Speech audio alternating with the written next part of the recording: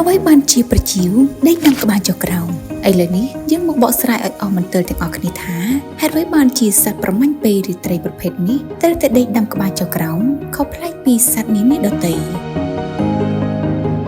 ខណៈពេលដែលមនុស្សយើងនិងសត្វដទៃជាច្រើនកំពុងដេកលង់លក់សត្វប្រជៀវបានចេញប្រតិបត្តិការហោះហើរលើផ្ទៃមេឃដើម្បីស្វែងរកចំណីហើយខណៈពេលដែលយើងរកគ្នាក្រោកពីដំណេកសត្វប្រជៀវបែរជាចូលដេកវិញក្នុងទម្រង់ជើងឡើងលើក្បាលដាំចុះក្រោមឥឡូវនេះយើងមកបកស្រាយឲ្យអស់មន្ទិលទាំងអស់គ្នាថាហេតុអ្វីបានជាសត្វប្រមាញ់ពេឬត្រីប្រភេទនេះត្រូវតែដេកដាំក្បាលចុះក្រោមខុសប្លែកពីសត្វនានាដទៃយោងតាមកម្មវិធី Animal Planet មានហេតុផល3យ៉ាងធំៗដែលធ្វើឲ្យសត្វប្រជៀវដេកក្នុងទម្រង់បែបនេះមូលហេតុទី1ប្រជៀវដេកបែបនេះគឺងាយស្រួលសម្រាប់ពួកវាក្នុងការលាក់ខ្លួនពីសត្វប្រមាញ់ពេលថ្ងៃអញ្ចឹងហើយបានជាយើងឃើញសត្វប្រជៀវតែងតែស្វែងរករូងភ្នំ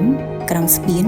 ឬចន្លោះប្រហោងដើមឈើងងឹតដើម្បីដេកមួយវិញទៀតទម្រង់ដេកបែបនេះក៏ជួយឲ្យពួកវាងាយស្រួលក្នុងការហោះហើរទៅរកចំណីឬហោះគេចខ្លួនបានយ៉ាងលឿនពេលមានអាសន្នណាមួយផងដែរមូលហេតុទី2តាមកម្មវិធី Animal Planet ដដែលបានពន្យល់ថាប្រជៀវខុសប្លែកពីសត្វបក្សីដទៃដែលមានរោមគ្រប់នៅ10ខ្លួនអាចហោះហើរបានងាយស្រួលតែប្រជៀវវិញជាធនិកសត្វដែលមានស្លាបជាប់នឹងស្បែកខ្លួនតែម្ដងជាហេតុធ្វើឲ្យវាមិនអាចហោះហើរបានសេរីដោយបក្សីដទៃឡើយមូលហេតុនេះហើយទើបប្រជៀវត្រូវដាំក្បាលចុះក្រោមទម្លាក់ខ្លួនដើម្បីហោះហើរបានមូលហេតុទី3ចុងក្រោយការដេកដាំក្បាលចុះក្រោមគឺជាទម្រង់ដ៏ល្អបំផុតសម្រាប់ប្រជៀវដែលធ្វើឲ្យវាអាចដេកលក់ស្រួលនិងមិនចំណាយកម្លាំងច្រើនធម្មតាមនុស្សយើងមកដេកដាំក្បាលចុះក្រោមនឹងធ្វើឲ្យឈាមរត់មិនស្រួលតែប្រជៀវគឺខុសគ្នាដេកក្នុងទម្រង់បែបនេះធ្វើឲ្យឈាមវារត់បានស្រួលហើយដោយសារតែជើងវាមានរាងដូចទំពក់ទៀតគឺអាចធ្វើឲ្យពួកវាខ្ទាស់ជាប់នឹងកន្លែងដែលពួកវាចង់ដេកបានយ៉ាងល្អ